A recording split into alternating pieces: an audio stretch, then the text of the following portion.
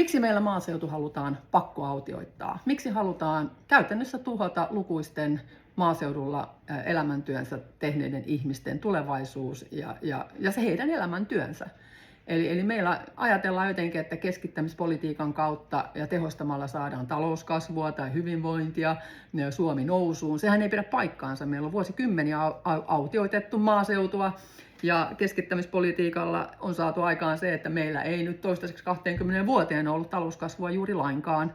Ja meillä sote-menot on lisääntynyt räjähdysmäisesti, valtion velka, 472 euroa sekunnissa tulee lisää valtion velkaa, se on 28 000 euroa joka hemmetin minuutti. Eli tämähän ei toimi. Tämä ei ole niin kuin järkevää politiikkaa. No kuka siitä sitten hyötyy, että maaseutu autioituu? Siellähän kiinteistöjen arvot romahtaa, asuntojen arvot romahtaa, yksityisten maanomistajien alueiden arvo romahtaa. Haluuko joku käyttää nyt sitä maaseutua pelkästään jonkinlaisena resurssivarantona? Eli jos mietitään, että meillä halutaan esimerkiksi rakentaa näitä datakeskuksia ja tulee siirtolinjoja ja halutaan tietysti sitten niin kuin, on kaivostoimintaa ja muuta ja jossain määrin tämä on kaikki ihan hyväksyttävää. Mutta se, että mun mielestä tämä näyttää niin kuin siltä, että Suomi pyrkii siihen, että ihmiset siirretään kaikki kasvukeskuksiin ja samaan aikaan maaseudusta tulee tämmöinen lähes tyhjennetty resurssivarasto. Että siellä on sitten jäljellä pelkästään suurtilalliset, me tarvitaan suurtiloja, me tarvitaan halpaa ruokaa, mutta ajatus siitä, että meillä häviää ihmiset maaseudulta, niin sehän viittaa siihen, että se maaseutu, joku muu haluaa ottaa sen haltuun. Ajatellaan ihmisiä, jotka on pitkään elänyt maaseudulla. Siellä on ihmisillä juuret, on kotipaikkakunta, ylisukupolvisia muistoja ja lähiyhteisöjä. Nämä ihmisethän ei ole helposti hallittavissa.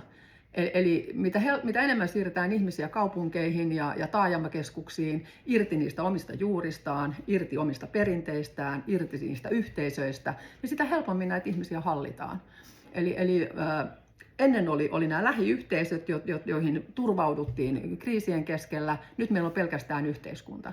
Eli pelkästään periaatteessa valtio on se, mihin ihmiset tukeutuu. Ja silloin totta kai ihmiset on riippuvaisia valtiosta ja järjestelmästä ja systeemistä. Ja tässä on mun mielestä myös tämmöinen niin kuin ajatus siitä, että ihmisiä ei haluta Suomessa, että ihmisillä on oma tahto. Että ihmiset pystyy vaikuttamaan oikeasti asioihin. Me tiedetään, että kaupungeissa on noin puolet on yhden ihmisen asuinkuntia, eli talouksia.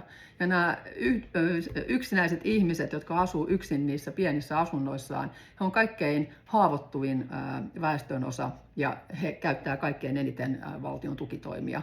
Eli siellä on niin kuin isot sote-menot, ne kohdistuu näihin ihmisiin. Ja silti meillä rakennetaan koko ajan vaan lisää pieniä asuntoja kaupunkeihin ja maaseudulta lakkautetaan palveluita juurikin tällaisen konsulttirallin seurauksena, mistä mä tein edellisen videon.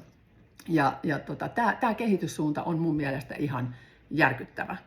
Ja kaupungeissa on ihmisiä tavallaan helpompi käyttää hyväksi. Nythän tietysti täytyy sanoa, että maaseudun ihmisiä on käytetty hyväksi. Eli maaseudulla meillä kuristetaan ihmisiä ja mä näen, että tämä on niinku heidän niinku räikeitä hyväksikäyttöä, heidän hankalan elämäntilanteensa niinku, hyödyntämistä siihen, että voidaan lisätä keskittämispolitiikkaa. Ja kun me mietitään, että miten paljon niin kuin rahaa on jo siirretty taloudellisia resursseja ja palveluita ja muuta niin kuin kaupunkeihin ja kaupunkikeskuksiin, niin me ollaan nyt semmoisella jakolinjalla, että kohta meillä ei ole enää mahdollisuutta kääntää tätä kuvioa. Meillä ei ole kohta enää niin kuin kapasiteettia. Tämä menee niin pitkälle, että eihän tässä mietitä niin kuin esimerkiksi huoltovarmuutta ollenkaan. Huoltovarmuutta siinä mielessä, että meillä olisi erilaisia, olisi suurtiloja, pientiloja, olisi kotitarveviljelyä, omavaraistaloutta, olisi erilaista yhteisöllistä elämää, eli maaseutu olisi asuttuna. Jos tulee isoja ongelmia, jonkinlaisia katastrofeja niin kuin tulee, niitähän tulee, se on ihan selvä, niin silloin meillä on maaseutu, missä ihmiset on varautuneita ja missä on myös niin kuin erilaisia kylätaloja ja muuta, missä opetetaan perinteisiä käytännön taitoja. Ja sitten me tarvitaan niinku niitä käytännön taitoja myös, niin me voidaan luottaa pelkästään teknologiaan. Ja tämä, niinku, että ihmisistä tulee uusavuttomia ja juurettomia, niin tämä ei johda hyvään lopputulokseen. Mutta tässä on todella, niin mä näen tämän silleen, että sitä maaseutua halutaan riistää. Meidän maaseutu, Meillä oli pitkän Ruotsivallan aikana, meidän maaseutua riistettiin satojen vuosien ajan. Sieltä oli sotaväenottoa ja hemmetinmoista verotaakkaa maksettiin ja säänneltiin. Siellä ei saanut niin kuin myydä mitään, piti mennä virallisiin tapulikaupunkeihin ja muualle, missä sai niin kuin tehdä kauppaa. Eli maaseudun väestö ei saanut edes niin kuin siellä niin kuin toisilleen myydä tuotteita ja tehdä sitä kauppaa, vaan niin kuin rajattiin sitä, että maaseutu pidettiin köyhänä.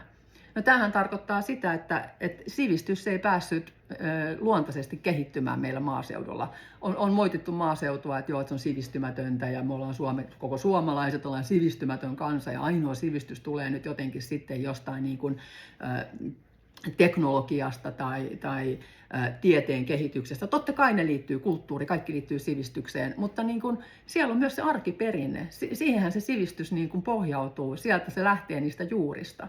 Ja me ollaan niin kuin arvostettu sitä maaseudun arkiperinnettä. Se on se meidän koko kulttuurin ja sivistyksen pohja. Ja